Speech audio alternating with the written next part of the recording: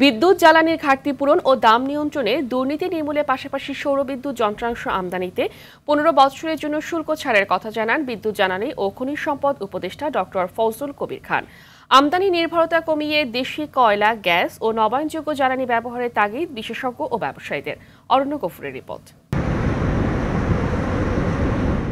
একদিকে গ্যাস বিদ্যুতের চড়া দাম, অন্যদিকে সরবরাহ ঘাটতি, দ্বিমুখী সংকটে জর্জরিত দেশের বাসাবাড়ি থেকে শিল্প খাত।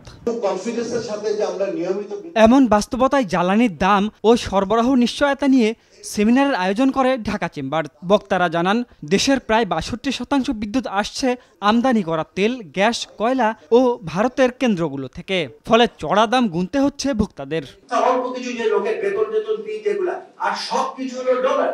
So dollar যদি স্লাইড করতে থাকে, there is nothing that we can do. It's our fate. এখানে গ্যাসের কোনো অভাব নাই। Bangladesh is enormously potential. It is as potential as Nigeria, as potential as US Gulf Coast. যেখানে US এর সবচেয়ে বেশি গ্যাস।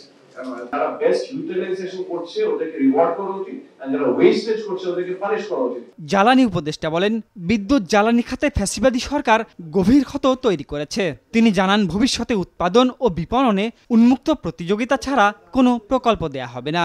নবায়নযোগ্য জ্বালানিতে বিনিয়োগকারীদের দেয়া হবে বিশেষ সহায়তা। ভোলাতে কিছু উদ্বৃত্ত গ্যাস প্রায় ৬০ থেকে ৭০ এমএলসি अगेन একটি মাত্র কোম্পানিকে দেওয়া হয়েছে এইটা। তো এই জন্যই আমরা সিদ্ধান্ত নিয়েছি যে আমরা এটাকে উন্মুক্ত করে দেব।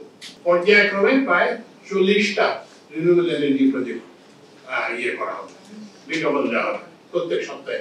একসঙ্গে দিলে আবার এতগুলো প্রসেসিং করা অসুবিধা হবে।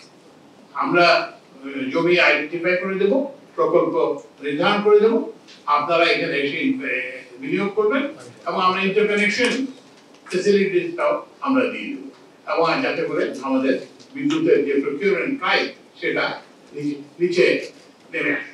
সোলারের জন্য আমরা ১৫ বছরের একটা ট্যাক্স এক্সাম্পশন প্রথম ১০ বছর ফ্রি করে দিচ্ছি, এটাকে অলরেডি জানি। বছরে ৫২,০০০ কোটি টাকা ভর্তুকি দেবার পরও ২৮,০০০ মেগাওয়াট চাহিদার বিপরীতে বিদ্যুতের সরবরাহ এখন ১৪,০০০ মেগাওয়াট। অরণ্য গফুর, RTV, ঢাকা।